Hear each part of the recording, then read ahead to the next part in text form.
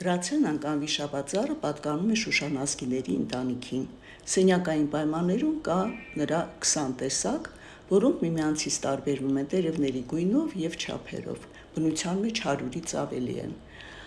Այս բույսի խնամքը շատերը գիտեն, սակայն կա երկու գաղտնիք, որը հայտնի է քչերին։